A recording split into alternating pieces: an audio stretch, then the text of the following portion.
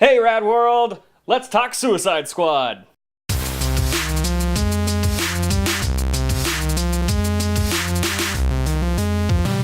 Suicide Squad stars Will Smith, Margot Robbie, Joel Kinnaman, and was directed by David Ayer, who directed movies like Training Day, Fury, and Sabotage, which are movies that I really enjoy. Critics are ripping this movie apart. Earlier today, it was sitting at like a 32% on Rotten Tomatoes. I'm not really sure what it's at right now. All these rumors are flying out from the studio talking about how they were clashing with David Ayer and having all these problems. So I decided to go check out the movie, completely open-minded. Just gonna go watch it, see what it is for myself. And you know what? I had a lot of fun with this movie. This movie was really, really entertaining. The whole cast seemed to be having tons of fun. David Ayer's style and direction of this whole movie was really, really great for the most part. Will Smith killed it as Deadshot. Margot Robbie, just amazing Harley Quinn. For those of you that don't read the comics and don't know who the Suicide Squad are, they're a team of bad guys put together by the government to go and do a mission, like Black Ops mission, that they're, basically not supposed to come out of alive. So, they're under the government's thumb. They have to go and do this, and then, maybe they'll be granted their freedom, or, maybe they'll get some kind of perk out of it. But overall, they have to do it just to survive. The Suicide Squad team for this film is Deadshot, Harley Quinn, Captain Boomerang, El Diablo, Killer Croc, Slipknot, and Enchantress. The first act of this movie is a lot of fun. You get all the character introductions, which are a little bit like the writers and director are just kind of telling you who these characters are, and not like in a subtle way. They're literally just telling you who they are, which I have a little bit of a problem with, but for people out there who really don't know who these characters are and don't read the comics, this works well for them. And they're all really fun sequences for the most part. Some of them drag on a little bit, but overall, the whole first act is a lot of fun. I love the way that all these characters are introduced. I love all their interactions with each other and their interactions with authority and the police force. All of that is great. There's some really good jokes in there. It's funny. It's a little bit lighthearted. It sets the tone for the movie really, really well.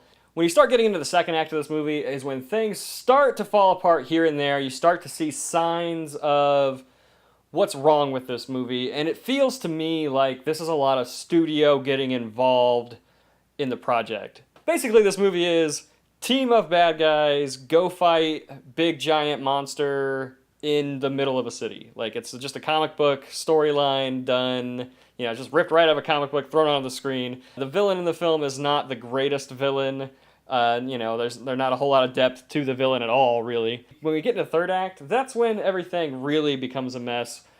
Just the way that it's edited, I feel like there's a lot of stuff missing. I feel like there's a whole nother movie probably out there somewhere. So the third act is where the movie starts to fall apart, and it's where I started to get a little bit disappointed in the movie because it builds up so well in that first act, and in the second act you start to see a little bit signs of warning, and then in the third act is really when the movie starts to fall apart, but overall it's still a really fun film. Let's talk the Joker and let's talk Batman for a second, because in the marketing they are pushing the Joker really heavily, and Batman is very subtle. He's there in the marketing though, they're using him. They're not in the movie very much at all. Which I knew going in, but I've heard that being criticized a lot, the fact that the Joker's not in it very much. The Joker scenes are really, really awesome, and they're not necessarily awesome because of the Joker, but they're awesome because of just the style of the Joker and his entourage and his gang that he brings with him. All these characters together, everything they always do is just awesome,